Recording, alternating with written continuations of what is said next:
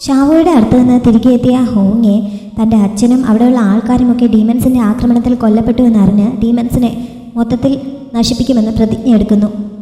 അങ്ങനെ ഡീമൻസിനെ നശിപ്പിക്കണമെങ്കിൽ അവന് ശക്തി ആവശ്യമാണല്ലോ. അതിനു വേണ്ടിയിട്ട് അവിടെ ബാക്കിയുണ്ടായിരുന്ന ആൾക്കാരെല്ലാവരും കൂടി ചേർന്ന് അവരുടെ ദൈവത്തെ പ്രസാദിപ്പിക്കാനുള്ള പ്രാർത്ഥനകളൊക്കെ നടത്തുന്നു. പ്രാർത്ഥനകളുടെ അവസാനം അവിടുത്തെ ദേവത പ്രസാദിക്കുന്നുണ്ട്. യൂലി സ്പ്രിംഗ് കണ്ടെത്താൻ പറ്റാത്തത് എന്താണ്, യൂലി സ്പ്രിംഗിൽ എങ്ങനെ എത്തിപ്പെടാം എന്നൊക്കെയായിരുന്നു ഹോങ്ങെ ദേവതയോട് ചോദിച്ചത്. ഹോങ്ങെ റിക്വസ്റ്റ് ചെയ്ത പ്രകാരം യൂലി സ്പ്രിംഗ് കണ്ടെത്തുന്നതിന് വേണ്ടി അവന് കുറച്ച് ഡിവൈൻ പവർ നൽകാൻ ദേവത തയ്യാറാവുന്നുണ്ട്. ദേവതയുടെ അനുഗ്രഹം കൊണ്ട് ഹോങ്ങയ്ക്കും അപ്പോൾ അവിടെ ഉണ്ടായിരുന്ന ബാക്കി സൈനികർക്കും ഡിവൈൻ പവർ കിട്ടുന്നു. ഈ പവർ ശരീരത്തിലേക്ക് ആവുന്ന സമയത്ത് ഹോങ്ങയ്ക്കൊക്കെ അത് നേരിട്ട് താങ്ങാനുള്ള ശേഷി ഉണ്ടായിരുന്നില്ല. അങ്ങനെ അവർ നല്ല ടയർഡായി വീഴുന്നുണ്ട്. ദേവത അവിടെ ഉണ്ടായിരുന്ന ആ പ്രീസ്റ്റിൻ്റെ ശരീരത്തിലേക്ക് കയറി മറ്റൊരു കാര്യം കൂടി ഇവരോട് പറയുന്നുണ്ട്. പ്രധാനമായിട്ടും 8 ഡീമൻസ് വംശങ്ങളാണ് അവിടെ ഉള്ളത്. അവർക്കെല്ലാം അവരുടെ വംശത്തിൻ്റെ പ്രൊട്ടക്ഷനെ സഹായിക്കുന്ന ഒരു ഡിവൈൻ പേളുണ്ട്. ആ 8 പേളും കൂടി ഹോങ്ങയ്ക്ക് ഒരുമിച്ചാക്കാൻ സാധിച്ചാൽ അവന് യൂലി സ്പ്രിംഗ് കണ്ടെത്താൻ കഴിയും എന്ന് ദേവത അവനെ അറിയിക്കുന്നു. കുറച്ച് വേദന സഹിക്കേണ്ടി വന്നെങ്കിലും ഇങ്ങനൊരു റിസൾട്ട് ഉണ്ടായത് അവനെ സന്തോഷിപ്പിക്കുന്നു. അവൻ തനിക്ക് കിട്ടിയ ശക്തി ഉപയോഗപ്പെടുത്തുന്നതിന് വേണ്ടി സ്വന്തം ബ്ലഡ് ഉപയോഗിച്ച് ഡീമൻസിനെ എതിർക്കുന്നതിന് വേണ്ടി കുറേ താലിസ്മാനൊക്കെ റെഡിയാക്കാൻ തുടങ്ങുന്നു. ഒട്ടും റെസ്റ്റ് എടുക്കാതെയാണ് അവനിത് ചെയ്തുകൊണ്ടിരിക്കുന്നത്. ദേവത തനിക്ക് നൽകിയ ഈ ശക്തി കൊണ്ട് പറ്റാവുന്നത്ര മനുഷ്യരെ സഹായിക്കണമെന്നാണ് അവൻ്റെ ചിന്ത. അവൻ്റെ ഒപ്പം ഇതേപോലെ പവർ കിട്ടിയ കുറേ സൈനികർ കൂടി ഉണ്ടായിരുന്നല്ലോ. അവർ കുറേ ഡീമൻസിനെ വേട്ടയാടാനൊക്കെ പോയിട്ടുണ്ടായിരുന്നു. അങ്ങനെ പോയവർക്ക് വളരെ അപൂർവമായിട്ടുള്ള ഒരു ഇല്യൂഷൻ ഡീമനെ കിട്ടുന്നു. ഹോങ്ങയുടെ അസിസ്റ്റൻ്റ് അത് അവന് കൊണ്ട് കൊടുക്കുന്നുണ്ട്. ഈ ഇല്യൂഷൻ ഡീമന് മനുഷ്യരെയും ഡീമൻസിനെയും ഒരേപോലെ ഇല്യൂഷനിലാക്കാനുള്ള കഴിവുണ്ട്. ഡീമൻസിനും അതിനെ തിരിച്ചറിയാൻ സാധിക്കുകയില്ല. അതുകൊണ്ട് അതിൻ്റെ സഹായത്തോടെ ഡീമൻ വംശക്കാരെ തമ്മിൽ തല്ലിച്ച് തങ്ങളുടെ ലക്ഷ്യം നേടിയെടുക്കാമെന്ന് അവൻ്റെ അസിസ്റ്റൻ്റ് അവനെ ഉപദേശിക്കുന്നു. ഹോങ്ങയ്ക്ക് ആ അഭിപ്രായത്തോട് ആദ്യം യോജിപ്പുണ്ടായിരുന്നില്ല. പിന്നെ അസിസ്റ്റൻ്റ് കുറേ നിർബന്ധിച്ചു കഴിഞ്ഞപ്പോൾ അയാളുടെ പ്ലാൻ പോലെ ചെയ്യാമെന്ന് അവൻ സമ്മതിക്കുന്നു. അങ്ങനെ ഹോങ്ങയും അവൻ്റെ ഒപ്പം ഡിവൈൻ പവർ കിട്ടിയ ആ സൈനികരും കൂടി വേഷം മാറി ഡീമൻസ് എന്ന് തോന്നിപ്പിക്കുന്ന രീതിയിൽ മുഖംമൂടിയൊക്കെ ധരിച്ചുകൊണ്ട് വേറെ ഡീമൻസ് വംശക്കാരെ ആക്രമിക്കാൻ തുടങ്ങുന്നു. അങ്ങനെ പ്രധാനപ്പെട്ട കുറേ വംശക്കാരെ നശിപ്പിച്ച് അവരുടെ തലവന്മാരെയൊക്കെ കൊന്നിട്ട് അവരുടെ കൈവശം ഉണ്ടായിരുന്ന പേളൊക്കെ ഹോങ്ങയെ കൈക്കലാക്കുന്നുണ്ട്. ഈ ഒരു പ്രശ്നം ഷാവോയുടെ മുന്നിലും എത്തുന്നു. പ്രധാനപ്പെട്ട ഡീമൻ വംശക്കാരുടെ തലവന്മാരെല്ലാവരും കൂടി ശിംഷിക്കൊപ്പമാണ് ഷാവോയുടെ മുന്നിലെത്തിയത്. അവരുടെയൊക്കെ ആ ഡിവൈൻ പേൾ നഷ്ടപ്പെട്ടു കഴിഞ്ഞിരിക്കുന്നു. ആക്രമണത്തിന് പിന്നിൽ ആരാണെന്ന് കണ്ടെത്താനും അവർക്കിതുവരെ സാധിച്ചിട്ടില്ല. അതുകൊണ്ട് ഷാവോയുടെ സഹായം ചോദിച്ചുകൊണ്ടാണ് അവർ വന്നിരിക്കുന്നത്. ഇപ്പോൾ എല്ലാവരുടെയും ധാരണ ഓഹൻ്റെ വംശക്കാരാണ് ഈ ആക്രമണം നടത്തുന്നത് എന്നാണ്. അവർ ഓഹൻ്റെ വംശക്കാർക്ക് നേരെ ആക്രമണം നടത്തണമെന്നും ഷാവോയോട് റിക്വസ്റ്റ് ചെയ്യുന്നുണ്ട്. പക്ഷേ ഓഹനാണ് ഇതിന് പിന്നിലെന്ന് ഷാവോയ്ക്ക് വിശ്വാസം വരുന്നില്ല. കാരണം അവനെ അറിഞ്ഞിടത്തോളം അവൻ ഇങ്ങനെ ചെയ്യുമെന്ന് അവൾക്ക് ചിന്തിക്കാൻ പറ്റുന്നില്ല. അവൻ എന്തെങ്കിലും ചെയ്യണമെന്നുണ്ടെങ്കിൽ അവൻ നേരിട്ട് വന്ന് തന്നെ അത് ചെയ്യുന്ന കൂട്ടത്തിലാണ്. അല്ലാതെ ഇങ്ങനെ മറിഞ്ഞിരുന്ന ഒരു ആക്രമണം നടത്തേണ്ട ആവശ്യം അവനില്ല എന്ന് ഷാവോ വാദിക്കുന്നുണ്ട്. ഈ പേരും പറഞ്ഞ് ആ വന്ന തലവന്മാരും ഷാവോയും തമ്മിൽ വാഗ്വാദവും ഉണ്ടാവുന്നു. പക്ഷേ ബാക്കിയുള്ള ഡീമൻസ് ഷാവോയ്ക്ക് നേരെ തിരിയുന്നത് കണ്ടപ്പോൾ ഷിൻഷി ഇടപെടുന്നു. ഷാവോയെ കുറ്റപ്പെടുത്താനാണെങ്കിൽ ഞാൻ നിങ്ങൾക്കൊപ്പം നിൽക്കില്ല, നിങ്ങൾക്കെതിരെ ആദ്യം തിരിയുന്നത് ഞാനായിരിക്കും എന്ന് പറഞ്ഞ് അവൻ ഷാവോയെ സപ്പോർട്ട് ചെയ്യുന്നുണ്ട്.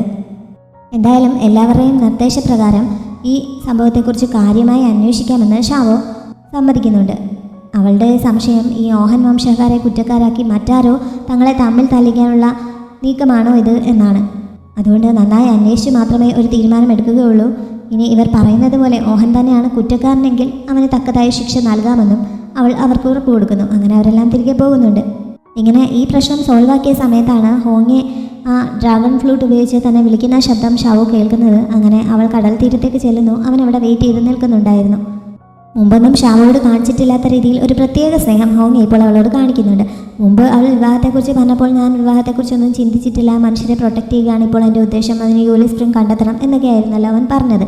പക്ഷേ അത് തെറ്റായ തീരുമാനമായി പോയി. ഇപ്പോൾ അവളുടെ അടുത്ത് നിന്ന് മാറി നിന്നപ്പോഴാണ് അവളെ പിരിഞ്ഞിരിക്കാൻ കഴിയുന്നില്ല എന്ന് മനസ്സിലാവുന്നത്. അതുകൊണ്ട് എത്രയും പെട്ടെന്ന് തങ്ങളുടെ വിവാഹം നടത്തിയാൽ കൊള്ളാമെന്ന് തനിക്ക് ആഗ്രഹമുണ്ട്. അതിന് അവൾക്ക് സമ്മതമാണോ എന്ന് ചോദിക്കാനായിരുന്നു ഹോങ്ങെ ഇപ്പോൾ വന്നത്. അവനിങ്ങനെ പെട്ടെന്ന് വിവാഹത്തെക്കുറിച്ചൊക്കെ പറയുന്നത് കേട്ടപ്പോൾ ഷാവോ ശരിക്കും അമ്പരക്കുന്നുണ്ട്. അവൻ നന്നായി ആലോചിച്ചിട്ട് തന്നെയാണോ ഇങ്ങനെ ഒരു കാര്യം തീരുമാനിച്ചതെന്നും അവൾ ചോദിക്കുന്നു. ഹോങ്ങെ തൻ്റെ മുടിയിൽ നിന്ന് കുറച്ച് മുറിച്ചെടുത്ത് അവളുടെ മുന്നിൽ മുട്ടുകുത്തിയിരുന്ന് ആ മുടി അവൾക്ക് നീട്ടിക്കൊണ്ട് അവളുമായി വിവാഹബന്ധത്തിന് അനുവാദം ചോദിക്കുന്നു. അവൻ്റെ ഭാഗത്ത് നിന്ന് ഇത്ര ആത്മാർത്ഥമായൊരു നീക്കം ഷാവോ ഒട്ടും പ്രതീക്ഷിച്ചിരുന്നതല്ല. അതുകൊണ്ട് എന്ത് മറുപടി പറയണമെന്നറിയാതെ അവൾ കുറച്ചു നേരം സംശയിച്ച് നിൽക്കുന്നുണ്ട്. അവൾക്ക് വിവാഹത്തിന് താല്പര്യമില്ലാത്തതുകൊണ്ടായിരിക്കും അങ്ങനെ നിൽക്കുന്നതെന്നാണ് ഹോങ്ങെ കരുതിയത്. ഞാനിങ്ങനെ പറഞ്ഞത് തെറ്റായി പോയോ എന്നും അവൻ ചോദിക്കുന്നുണ്ട്. പക്ഷേ അങ്ങനെയൊന്നും അല്ല എന്ന് പറഞ്ഞുകൊണ്ട് ഷാവോ തൻ്റെ മുടിയിൽ നിന്നും കുറച്ച് മുറിച്ചെടുത്ത് അവൻ്റെ കയ്യിലേക്ക് നൽകുന്നു. അങ്ങനെ അവരിപ്പോൾ അവരുടെ വിവാഹബന്ധം ഉറപ്പിക്കുകയാണ്. ഞാൻ ഇങ്ങോട്ടേക്ക് വന്നത് തന്നെ നിന്നെ അന്വേഷിച്ചാണ്. ഈ ലോകത്ത് എൻ്റെ നിലനിൽപ്പ് തന്നെ നീ കാരണമാണ് എന്നും ഷാവോ അവനോട് പറയുന്നുണ്ട്. ഓങ്ങി ഈ സമയത്ത് അവളോട് പ്രത്യേകമായിട്ടൊരു കാര്യം പറയുന്നുണ്ട്. ഭാവിയിൽ എന്തൊക്കെ സംഭവിച്ചാലും നീ ഒരു കാര്യം മാത്രം ഓർത്തിരിക്കണം. ഞാൻ ഈ ചെയ്യുന്നതൊക്കെ നിൻ്റെ ഒപ്പം എന്നും ഒരുമിച്ച് ജീവിക്കുന്നതിന് വേണ്ടി മാത്രമാണ് എന്ന് അവൻ അവളോടായി പറയുന്നുണ്ട്. എന്നിട്ട് മനുഷ്യരുടെ കലണ്ടർ അനുസരിച്ചുള്ള ഒരു ഡേറ്റ് വിവാഹത്തിനായി തിരഞ്ഞെടുക്കുകയും ചെയ്യുന്നു. ഷാവോയും സന്തോഷത്തോടെ സമ്മതിക്കുന്നുണ്ട്. പക്ഷെ അവൾ തിരികെ ചെന്ന വിവാഹകാര്യം തൻ്റെ പ്രജകളെ അറിയിച്ചു കഴിഞ്ഞപ്പോൾ അവരെല്ലാം അതിനെ ശക്തമായി എതിർക്കുന്നുണ്ട്. ഒരു മനുഷ്യനുമായുള്ള അവളുടെ വിവാഹത്തെ അവർക്കൊരിക്കലും അംഗീകരിക്കാൻ പറ്റുമായിരുന്നില്ല. അങ്ങനെ എല്ലാവരും എതിർത്ത് നിൽക്കുകയാണ്. ഈ സമയത്ത് ലോങ്ങിയോ മുന്നോട്ട് വന്നിട്ട് ഷാവോയെ സപ്പോർട്ട് ചെയ്ത് സംസാരിക്കുന്നു. അശ്വർ ഡ്രാഗണായിട്ടുള്ള അവൾക്ക് സ്വന്തം ജീവിതത്തെക്കുറിച്ച് ഒരു തീരുമാനമെടുക്കാനുള്ള സ്വാതന്ത്ര്യമില്ലെങ്കിൽ പിന്നെ ഇത്രയും വലിയ കൾട്ടിവേഷനൊക്കെ നേടുന്നതിൽ എന്താണ് അർത്ഥം എന്നാണ് ലോങ്ങി ചോദിക്കുന്നത്. മാത്രമല്ല ഒരു മനുഷ്യനായ ഹോങ്ങെ അവളുടെ ലൈഫിലെ വെറും 100 വർഷങ്ങൾ മാത്രമേ മാക്സിമം ജീവിച്ചിരിക്കാൻ സാധ്യതയുള്ളൂ. അങ്ങനെ ഒരാൾക്കൊപ്പം ആ 100 വർഷത്തേക്കുള്ള ഒരു തീരുമാനം എടുക്കാൻ പോലുള്ള സ്വാതന്ത്ര്യം അവൾക്കില്ലേ എന്നൊക്കെ പറഞ്ഞ് അവൻ ബാക്കിയുള്ളവരെ ചോദ്യം ചെയ്യുന്നുണ്ട്. അതോടെ എല്ലാവരും പതുക്കെ വായടയ്ക്കുന്നുണ്ട്. അവനിങ്ങനെ തന്നെ സപ്പോർട്ട് ചെയ്ത് ഇത്രയധികം സംസാരിക്കുന്നത് ഷാവോയെ പോലും അത്ഭുതപ്പെടുത്തുന്നുണ്ട്. എന്തായാലും അവസാനം എല്ലാവരും അവരുടെ എതിർപ്പുകളൊക്കെ തൽക്കാലം അടക്കി വിവാഹത്തിന് സമ്മതം നൽകുന്നു. ഷാവോ അതിനുശേഷം ഓഹനെ അന്വേഷിച്ചിറങ്ങുന്നുണ്ട്. അവൾക്ക് ഓഹനെ കണ്ടെത്താൻ സാധിക്കാത്തതുകൊണ്ട് അവൾ തെങ്ഷയുടെ അടുത്തേക്കാണ് ആദ്യം പോയത്. അവൻ ആ സമയത്ത് കുറച്ച് വൈൻ കഴിച്ചുകൊണ്ടിരിക്കുകയായിരുന്നു. തെങ്ഷയുടെ കയ്യിലുള്ള ആ മാജിക് പേൾ ഉപയോഗിച്ചിട്ട് ഓഹൻ്റെ ലൊക്കേഷൻ കണ്ടെത്തുകയാണ് ഷാവോയുടെ ഉദ്ദേശം.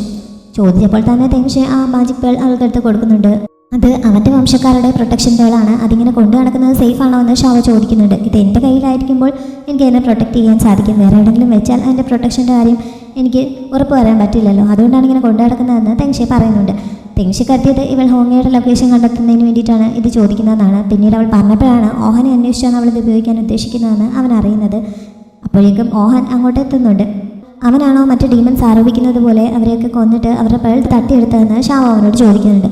ഓഹൻ അതിന് മറുപടി ഒന്നും പറയാതെ ദേഷ്യപ്പെട്ട് നിൽക്കുകയാണ്. ബാക്കിയുള്ളവർ പറയുന്നതൊക്കെ കേട്ട് അവളും തന്നെ അവിശ്വസിച്ചിരിക്കുകയാണോ എന്ന് മാത്രം അവൻ ചോദിക്കുന്നു.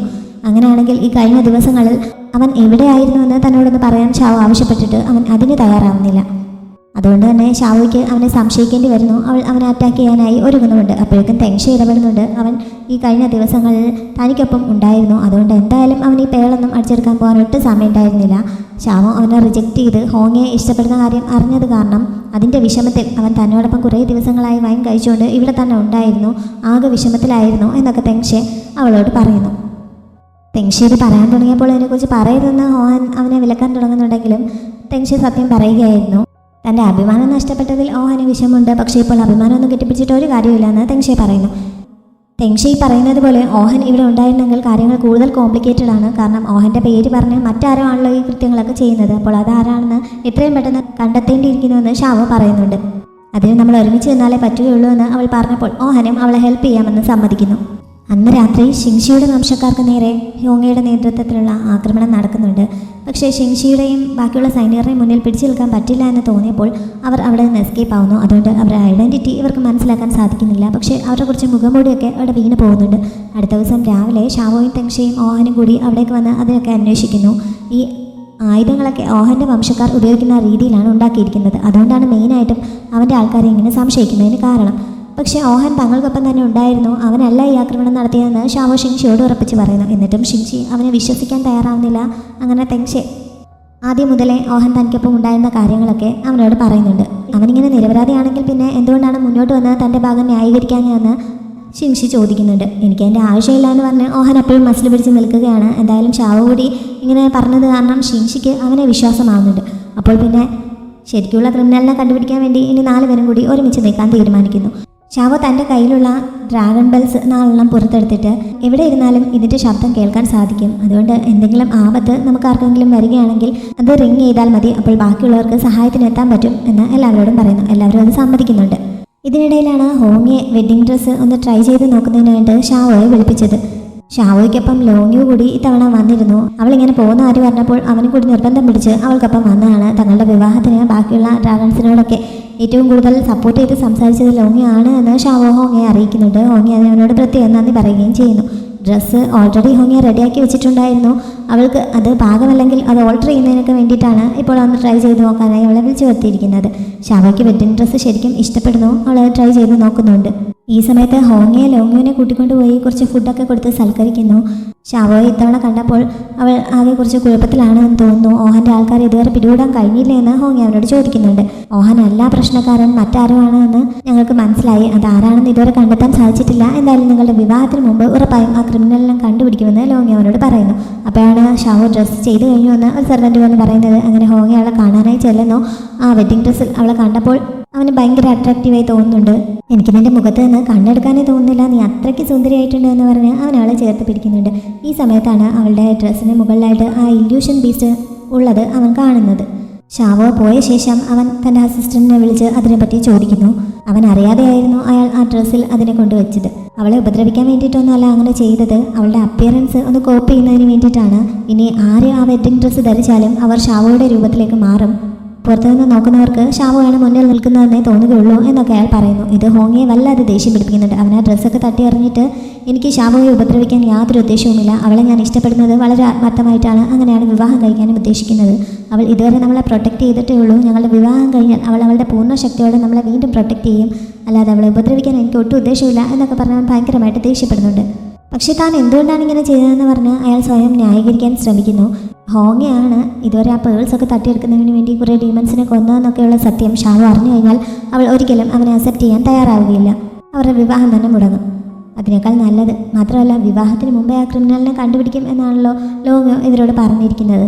അതുകൊണ്ട് അത് നടക്കുന്നതിന് മുമ്പ് എങ്ങനെയെങ്കിലും ആ യുലി സ്പ്രിംഗ് കണ്ടെത്തുക മാത്രമേ തങ്ങളുടെ മുന്നിൽ വഴിയുള്ളൂ. എന്നാൽ മാത്രമേ തങ്ങൾക്ക് സ്ട്രോങ് ആവാൻ പറ്റുകയുള്ളൂ. അതിന് ഇതല്ലാതെ വേറെ വഴിയില്ല. അതുകൊണ്ടാണ് ഇങ്ങനെ ഒരു ചതി ചെയ്തതെന്ന് പറഞ്ഞ് അയാൾ സ്വയം ന്യായീകരിക്കുന്നുണ്ട്.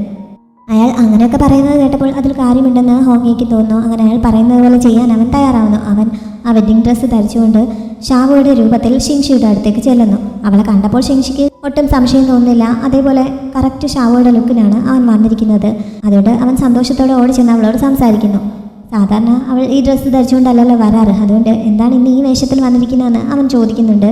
എൻ്റെ വിവാഹമാണ്, വിവാഹത്തിന് നിന്നെ ക്ഷണിക്കാനാണ് ഞാൻ വന്നതെന്ന് ഷാവോ അവനോട് പറയുന്നു.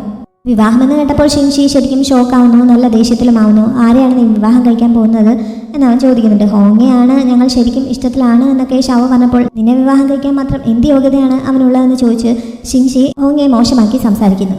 മുന്നിൽ നിൽക്കുന്നത് ഹോങ്ങയാണല്ലോ, അവനിത് ഇഷ്ടപ്പെടുമോ? അതുകൊണ്ട് അവൻ അത് കേട്ടപ്പോൾ ഒന്ന് വയലൻ്റ് ആവുന്നുണ്ട്. പിന്നെ സ്വയം കൺട്രോൾ ചെയ്ത്, എനിക്ക് ഹോങ്ങയെ ശരിക്കും ഇഷ്ടമാണ്, മറ്റാരെയും ആ സ്ഥാനത്തേക്ക് കാണാൻ പറ്റില്ല. പിന്നെ നീ എന്നോട് ഇഷ്ടമാണെന്നൊക്കെ പറയുന്നുണ്ടെങ്കിലും നമ്മൾ കുട്ടിക്കാലം മുതൽ ഒരുമിച്ച് വളർന്നതല്ലേ, നിനക്ക് എന്നോട് ഒരു സഹോദരനോടുള്ളതുപോലെ സ്നേഹവും വാത്സല്യവുമാണ് ഉള്ളതെന്ന് എനിക്കറിയാം. ഞാനും അതേ രീതിയിൽ തന്നെയാണ് നിന്നെ കാണുന്നത്. അതുകൊണ്ട് ഉറപ്പായും നീ വിവാഹത്തിന് വന്ന് നിന്റെ അനുഗ്രഹം ഞങ്ങൾക്ക് നൽകണം എന്നൊക്കെ പറയുന്നു.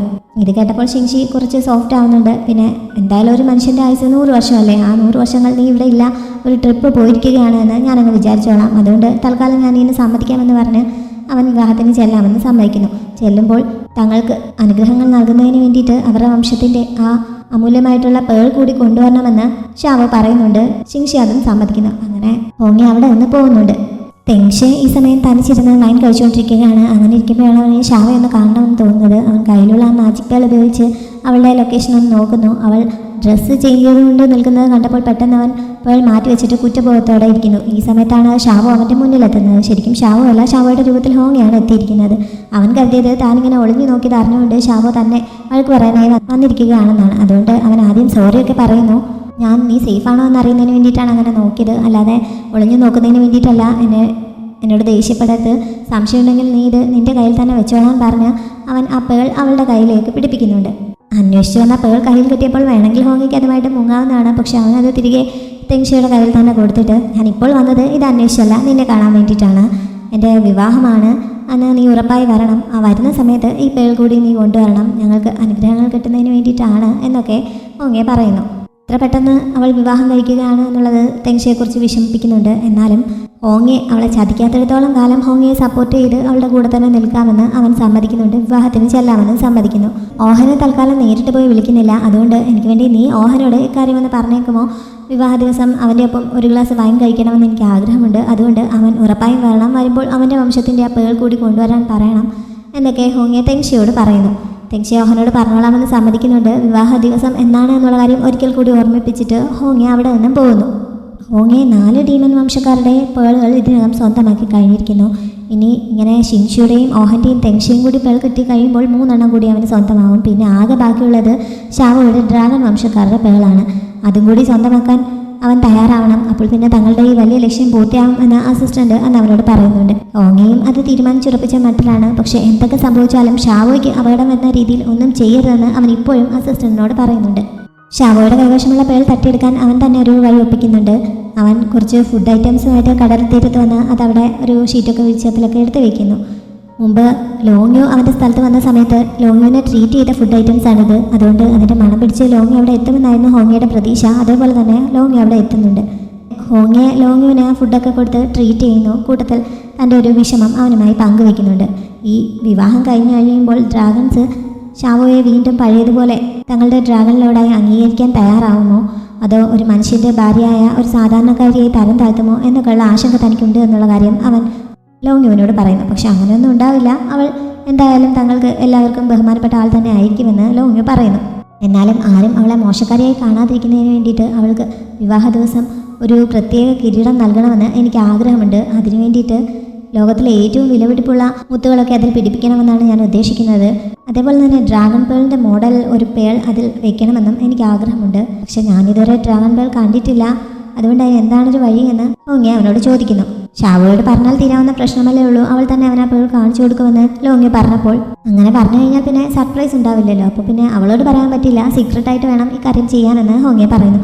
മാത്രമല്ല ലോങ്യോ ആ പേൾ തനിക്കൊന്ന് കാണിച്ചു തരുമോ, ജസ്റ്റ് ഒന്ന് കണ്ടാൽ മതി, അതിൻ്റെ മോഡലൊന്ന് മനസ്സിലാക്കുന്നതിന് വേണ്ടിയിട്ടാണ് എന്നും അവൻ റിക്വസ്റ്റ് ചെയ്യുന്നുണ്ട്. ആദ്യം ലോങ്യോ ഒന്ന് സംശയിക്കുന്നുണ്ടെങ്കിലും തനിക്ക് അവനെ സഹായിക്കാൻ പറ്റും എന്ന് സമ്മതിക്കുന്നു. ഷാവോ ഇതൊന്നും അറിയുന്നില്ല. അവളുടെ കൊട്ടാരത്തിൽ വിവാഹത്തിന് വേണ്ടിയിട്ടുള്ള ഒരുക്കങ്ങളൊക്കെ നടന്നുകൊണ്ടിരിക്കുകയാണ്. വിവാഹ സമ്മാനങ്ങളായി നൽകാനുള്ള സാധനങ്ങളൊക്കെ ലോങ്ഷി ലിസ്റ്റ് ചെയ്ത് ഒരിടത്ത് അടുക്കി വെച്ചുകൊണ്ടിരിക്കുകയാണ്. ഈ സമയത്ത് ഷാവോ അവളുടെ അടുത്തേക്ക് വന്നിട്ട് അവളുടെ അടുത്ത ട്രിബുലേഷൻ അടുക്കാറായിരിക്കുകയല്ലേ, ആ ടെൻഷനിടയിൽ ഇങ്ങനെയുള്ള കാര്യങ്ങളൊന്നും ചെയ്യേണ്ട എന്ന് അവളോട് പറയുന്നുണ്ട്. ലോങ്ഷി അടുത്ത ട്രിബുലേഷൻ ഫേസ് ചെയ്യാൻ പോവുകയാണ്. ട്രിബുലേഷൻ സക്സസ്ഫുള്ളായി പൂർത്തിയാക്കി വരികയാണെങ്കിൽ മുമ്പ് താൻ ചെയ്തിട്ടുള്ള എല്ലാ തെറ്റുകളും ക്ഷമിക്കാൻ ഷാവോ തയ്യാറാണോ എന്ന് ലോങ്ഷി ഈ സമയം അവളോട് ചോദിക്കുന്നുണ്ട്. അതിന് മാത്രം എന്ത് തെറ്റുകളാണ് അവൾ ചെയ്തിട്ടുള്ളത്, അതൊക്കെ വളരെ നിസ്സാരങ്ങളല്ലേ, അതൊക്കെ എന്നേ മറന്നു കഴിഞ്ഞു എന്ന് പറഞ്ഞാൽ ഷാവോ അവളെ സമാധാനിപ്പിക്കുന്നുണ്ട്. എന്നിട്ട് അവളെ അകത്തേക്ക് കൂട്ടിക്കൊണ്ടുപോയി അവൾക്ക് വേണ്ടി റെഡിയാക്കിയിരിക്കുന്ന ആ ഗോൾഡൻ ആർമർ കാണിച്ചു കൊടുക്കുന്നു. ഷാവോ ആണല്ലോ മുമ്പ് അത് ധരിച്ചിരുന്നത്. ഇപ്പോൾ ലോങ്ഷി ഈ ട്രിബുലേഷൻ സക്സസ്ഫുള്ളായി പൂർത്തിയാക്കുന്നതിന് വേണ്ടി ഷാവോ ഇത് അവളുടെ അളവിനനുസരിച്ച് ഓൾട്ടർ ചെയ്ത് വെച്ചിരിക്കുകയാണ്. അത് കാണിച്ചു കൊടുക്കുന്നതിന് വേണ്ടിയിട്ടാണ് ഷാവോ ഇപ്പോൾ അവളെ അങ്ങോട്ട് കൂട്ടിക്കൊണ്ടുവന്നത്. ഇതിൻ്റെ ആവശ്യമില്ല, അത് അവൾക്ക് മാത്രം സ്പെഷ്യലായിട്ടുള്ളതല്ലേ, അതെന്തിനാണ് തനിക്ക് തരുന്നത് എന്നൊക്കെ ലോങ്ഷി ചോദിക്കുന്നുണ്ട്. അവളും തന്നെ പോലെ ഒരു അശ്വർ ഡ്രാഗണായി മാറുന്ന ദിവസത്തിന് വേണ്ടി താൻ വെയിറ്റ് ചെയ്യുകയാണ്. അതുവരെ അവളുടെ കൾട്ടിവേഷനെ തന്നെ കൊണ്ട് കഴിയുന്ന പോലെ സപ്പോർട്ട് ചെയ്യുമെന്ന് ഷാവോ സന്തോഷത്തോടെ അവളോട് പറയുന്നുണ്ട്. ഇവരിങ്ങനെ ആ മെയിൻ ഹാളിൽ നിന്ന് മാറിയ സമയത്ത് ലോങ്യോ അങ്ങോട്ടേക്ക് എത്തുന്നു. അവിടെയുള്ള ജോലിക്കാർ വേറെ ഡ്രാഗൺസ് ഒക്കെ ഷാവോയ്ക്ക് സമ്മാനമായി കൊണ്ടുവന്ന സാധനങ്ങളൊക്കെ ട്രഷർ ഹൗസിലേക്ക് മാറ്റിക്കൊണ്ടിരിക്കുകയാണ്. അങ്ങനെ കുറച്ച് പേളുമായിട്ട് ഒരു ജോലിക്കാരെ ട്രഷർ ഹൗസിലേക്ക് പോകാൻ തുടങ്ങുന്നതുകൊണ്ട് ലോങ്യോ അവരെ പിടിച്ചു നിർത്തിയിട്ട് താൻ കൊണ്ടുപോയി വെച്ചോളാമെന്ന് പറയുന്നു. അങ്ങനെ അവൾ അത് ലോങ്യോൻ്റെ കയ്യിൽ നൽകുന്നു. എന്നിട്ട് എല്ലാവരും പോയി കഴിഞ്ഞപ്പോൾ ലോങ്യോ അവിടെ ഒളിച്ചു നിൽപ്പുണ്ടായിരുന്ന ഹോങ്ങിയെ അടുത്തേക്ക് വിളിക്കുന്നു. അവൻ്റെ കയ്യിൽ അത് കൊടുത്തിട്ട് അവനെയും കൊണ്ട് ട്രഷർ ഹൗസിലേക്ക് പോകുന്നു. അവിടെയാണ് അവരുടെ ആ അമൂല്യമായിട്ടുള്ള പേൾ സൂക്ഷിച്ചിരിക്കുന്നത്. അതുകൂടാതെ ഒരുപാട് ട്രഷേഴ്സ് അവിടെ ഉണ്ടായിരുന്നു. ഡ്രാഗൺ പേൾ ഏതാണെന്ന് ലോങ്യോ തന്നെ ഹോങ്ങിയയ്ക്ക് കാണിച്ചു കൊടുക്കുന്നു. പക്ഷെ അത് പൊതിഞ്ഞ രീതിയിലാണുള്ളത്. ഒരു ഡ്രാഗണിൻ്റെ ശ്വാസം ഏറ്റാൽ മാത്രമേ അത് ഓപ്പണായി വരികയുള്ളൂ എന്ന് പറഞ്ഞുകൊണ്ട് ലോങ്യോ അതിന് നേരെ ഒന്ന് ഊതുന്നു. അങ്ങനെ അത് തുറന്ന് അതിനുള്ളിലുള്ള പേൾ ഹോങ്ങിയെ കാണുന്നുണ്ട്. അവനോട് നന്നായി നോക്കി കാണാൻ ലോങ്യോ പറയുന്നു. ഹോങ്ങിയെ അത് ശരിക്കും നോക്കുന്നുണ്ട്. അതിനുശേഷം ലോങ്യോ അവനെ അവിടെ നിന്ന് കൂട്ടിക്കൊണ്ട് പോകാൻ തുടങ്ങുന്ന സമയത്ത് പെട്ടെന്ന് അവൻ്റെ കയ്യിലുണ്ടായിരുന്ന പേളൊക്കെ കൂടി താഴേക്ക് വീഴുന്നു. അങ്ങനെ രണ്ടുപേരും കൂടി അത് പെറുക്കാനായി തുടങ്ങുന്ന സമയത്ത് ഹോങ്ങിയെ അവൻ കാണാതെ ആ പേൾ അടിച്ചു മാറ്റുന്നുണ്ട്. അതേപോലെ ഒരെണ്ണം അവിടെ വയ്ക്കുകയും ചെയ്യുന്നു. ഒറ്റ സെക്കൻഡോടാണ് അവനത് സാധിച്ചത്. അതുകൊണ്ട് ലോങ്യോ അത് അറിയുന്നില്ല. പക്ഷേ ആ ഡ്രാഗൺ പേൾ അവിടെ നിന്ന് നഷ്ടമായതോടെ അവിടെ ഒരു ഡേഞ്ചർ അലാം റിംഗ് ആവുന്നുണ്ട്. എന്തോ അപകടം സംഭവിക്കാൻ പോന്നു, നീ എന്തെങ്കിലും കാണിച്ചോ എന്ന് ലോങ്യോ അവനോട് ചോദിക്കുന്നുണ്ട്. പക്ഷെ താനൊന്നും ചെയ്തില്ല എന്നാണ് ഹോങ്ങി പറയുന്നത്. അവർ വേഗം ആ പേളൊക്കെ വാരി വെച്ചിട്ട് അവിടെ നിന്ന് എസ്കേപ്പ് ആവുന്നുണ്ട്. ഡ്രാഗൺ ബെൽ ആരോ തട്ടിയെടുക്കാൻ ശ്രമിക്കുന്നു എന്നുള്ള സൂചന ഷാവോയ്ക്കും കിട്ടുന്നു. ഡ്രാഗൺ ബെൽ റിംഗ് ചെയ്താണ് അവൾ ഇത് അറിയുന്നത്. അങ്ങനെ അവൾ ആ റൂമിലേക്ക് പോകുന്നുണ്ട്. പക്ഷേ അവിടെ ഒരു പേൾ ഓൾറെഡി ഇരിപ്പുണ്ടായിരുന്നല്ലോ. ഷാവോയ്ക്ക് അത് നോക്കിയിട്ട് പ്രത്യേകിച്ച് അസ്വാഭാവികത ഒന്നും തോന്നുന്നില്ല. അതുകൊണ്ട് അവളത് തിരികെ സേഫായി വെക്കുന്നു. ഈ സമയത്താണ് ഓഹനും തെങ്ഷയും അവിടെ എത്തിയിട്ടുണ്ടെന്ന് ആരോന്ന് പറയുന്നത്. അങ്ങനെ അവൾ അങ്ങോട്ടേക്ക് ചെല്ലുന്നു. അവരുടെയും ഡ്രാഗൺ ബെൽ റിംഗ് ചെയ്തായിരുന്നു. അങ്ങനെയാണ് ഇവരിവിടെ എത്തിയത്. പക്ഷെ പ്രത്യേകിച്ചൊന്നും സംഭവിച്ചിട്ടില്ല എന്ന് ഷാവോ അവരെ അറിയിക്കുന്നു. അപ്പോഴേക്കും ഷീയും എത്തുന്നുണ്ട്. അവൻ കുറച്ച് വൈകിയാണ് എത്തുന്നത്. കള്ളൻ എവിടെ എന്ന് ചോദിച്ചുകൊണ്ടാണ് അവൻ വരുന്നത്. കള്ളൻ ഓടിപ്പോയി എന്ന് ഓഹൻ അവനെ കളിയാക്കുന്ന രീതിയിൽ പറയുന്നുണ്ട്. ഇവിടെ ശരിക്കും ആരും വന്നില്ല, ആരെയും കാണാൻ സാധിച്ചില്ല എന്നൊക്കെ ഷാവോ അവരെ അറിയിക്കുന്നുണ്ട്. അവളുടെ വിവാഹത്തിന് നൽകാനുള്ള സമ്മാനങ്ങളൊക്കെ അവിടെ റെഡിയാക്കി വെച്ചിരിക്കുകയാണല്ലോ. അതിൻ്റെ അടുത്താണ് ഇവർ നിൽക്കുന്നത്. ഇനി അതെങ്ങാനും തട്ടിയെടുക്കാൻ ആരെങ്കിലും വന്നതായിരിക്കുമോ എന്ന് അവർ സംശയിക്കുന്നുണ്ട്. എന്തായാലും തൽക്കാലം അത് വിട്ടേക്കാൻ ഷാവ പറയുന്നു. എന്നിട്ട് എല്ലാവരും തൻ്റെ വിവാഹത്തിൽ പങ്കെടുക്കണമെന്ന് പറയുന്നു. ശരിക്കും ഹോങ്ങി അവളുടെ വേഷത്തിൽ എല്ലാവരെയും പോയി പ്രത്യേകം ക്ഷണിച്ചതാണല്ലോ. പക്ഷെ അക്കാര്യം ഇപ്പോൾ ആരും പറയുന്നില്ല. എല്ലാവരും വിവാഹത്തിന് ചെല്ലാമെന്നേ പറയുന്നുള്ളൂ. അതുകൊണ്ട് ഷാവ അതിനെപ്പറ്റി അറിയുന്നില്ല. അവർക്ക് 3 പേർക്കും ഈ വിവാഹത്തിൽ ഒട്ടും സന്തോഷമില്ലെങ്കിലും അവളുടെ സന്തോഷത്തിന് വേണ്ടി വിവാഹത്തിൽ പങ്കെടുക്കാമെന്ന് അവർ വാക്ക് നൽകുന്നുണ്ട്. ലോങ്യു ഈ സമയം ഹോങ്ങയെ സേഫായി കരക്കെത്തിക്കുന്നു. തന്നെ ഇങ്ങനെ സഹായിച്ചതിന് ഹോങ്ങി അവന് നന്ദി പറഞ്ഞപ്പോൾ, എനിക്ക് ഈ നന്ദിയൊന്നും ആവശ്യമില്ല, ഡ്രാഗൺ ലോർഡിനെ നന്നായി കെയർ ചെയ്താൽ മതി, അവളുടെ വിവാഹത്തിന് ഇതുവരെ ആരും കണ്ടിട്ടില്ലാത്ത രീതിയിൽ ഒരു ക്രൗൺ റെഡിയാക്കണം എന്നൊക്കെ പറഞ്ഞിട്ട് ലോങ്യു തിരികെ പോകുന്നു. അവൻ പോയ ശേഷമാണ് താൻ അടിച്ചു മാറ്റിക്കൊണ്ടുവന്ന ആ പേൾ ഹോങ്ങയെ പുറത്തെടുത്തത്. ഇപ്പോൾ അവൻ്റെ കയ്യിൽ 5 പേൾ കിട്ടിയിരിക്കുന്നു. ഇനി ബാക്കി 3 എണ്ണം കൂടി കിട്ടിയാൽ അവൻ്റെ ലക്ഷ്യം സാധിക്കും.